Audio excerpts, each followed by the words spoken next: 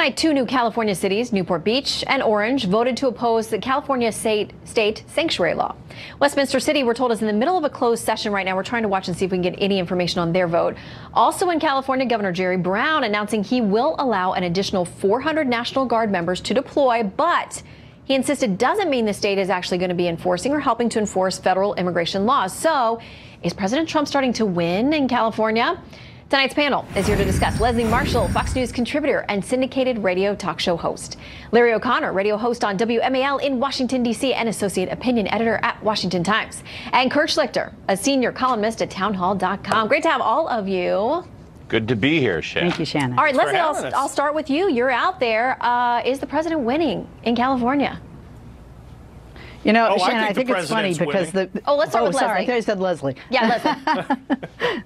Okay. I think it's funny that we're even looking at anywhere in the OC, but especially Newport Beach. Newport Beach is an uber-rich Republican enclave of California. It's no surprise that they would be on board with the president being against sanctuary cities. That's not the way the majority of Californians feel, but in these Republican little hotbeds, certainly in the OC and certainly Newport Beach, where they have lower crime, they have more money for their law enforcement, unlike the city of Los Angeles or even the county of Los Angeles. I'm not surprised. I got to bring in Kurt here. You're out there too, Kurt.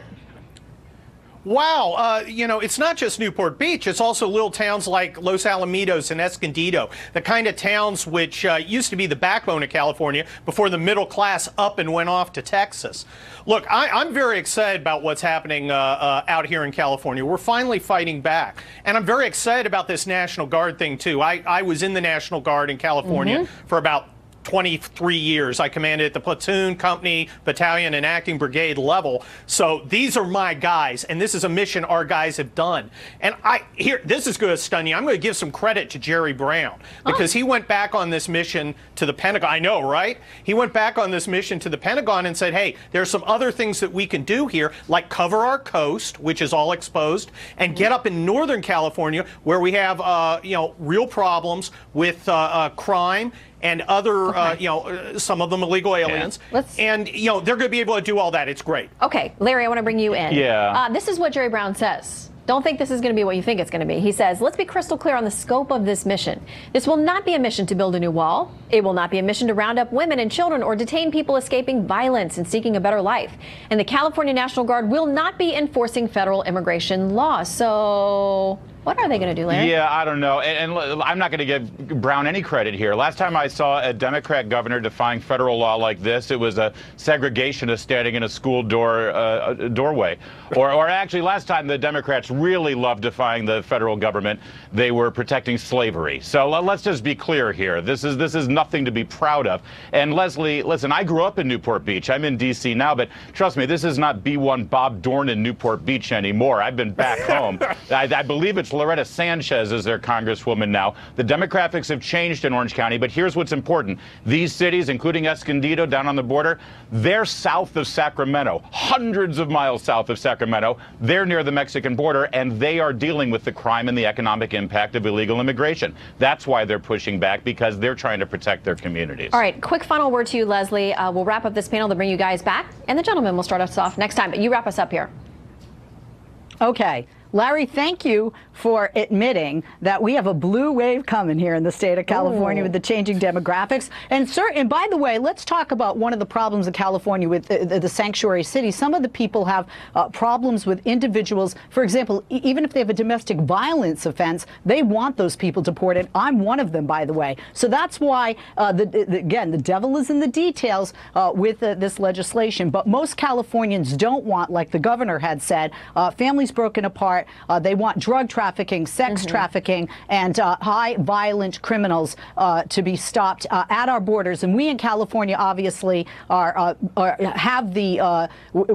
the victims, if you will, of anything that happens with regard to immigration more than any other state in the United States because of the population we have of undocumented workers. You do. I believe it's the highest. It's almost like we need a wall. It's like you have the highest in the country. Kurt, okay, we'll let you argue about the wall during the commercial, and then come back. We have more hot topics for you. you, panel. Thank you very much. All right. In 2018, there have been at least 4 suspected chemical weapons attacks in Syria. The latest last weekend. The World Health Organization says at least 500 people have been treated with symptoms consistent with toxic chemicals.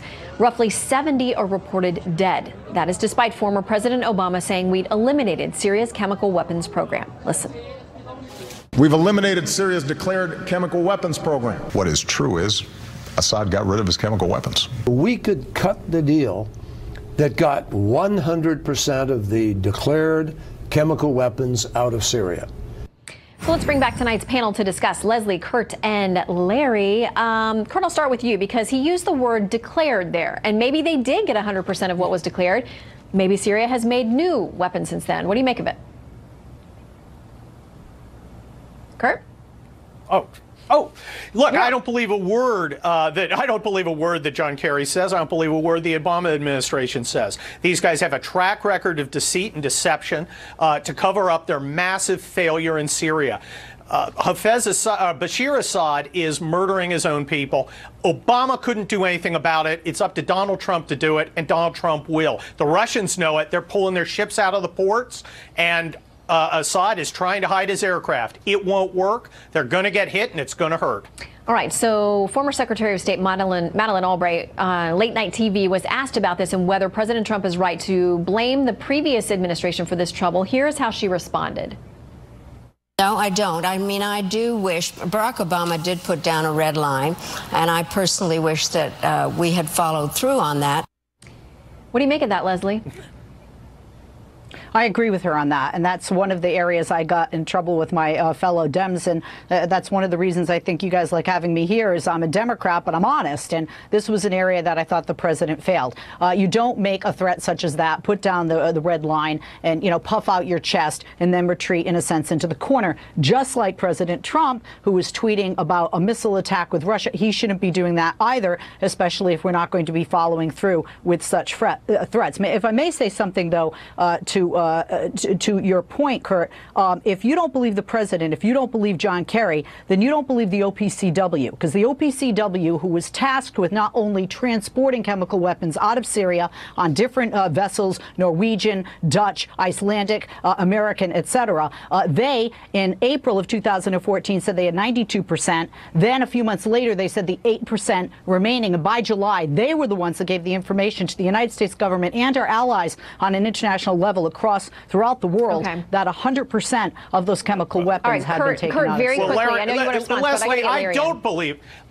Leslie, I don't believe them because I've seen the videos of people dying with symptoms of chemical weapons. Whether it's sarin or mustard or chlorine, those weapons are there. They're being used. That's just a fact, and there's no hiding it. This partly belongs to Obama. If he had enforced the red line, we wouldn't have this problem. Larry, you get the closing argument tonight. Yeah, it's actually, frankly, worse than that because, listen, I'm still not convinced that America has a direct interest in this excursion, but as usual, America has to lead an international force to send a message to these bad guys. Here's the problem. There are Russians on the ground right now. When we fire missiles in there, we're going to hit Russian soldiers. This could be a really complicated, messy conflict, and it's one that Trump inherited. And you know why? Because Barack Obama, when he drew that red line that Madeleine Albright was just talking about, that he then ignored and backed off on, he then handed it off to the Russians. That's right.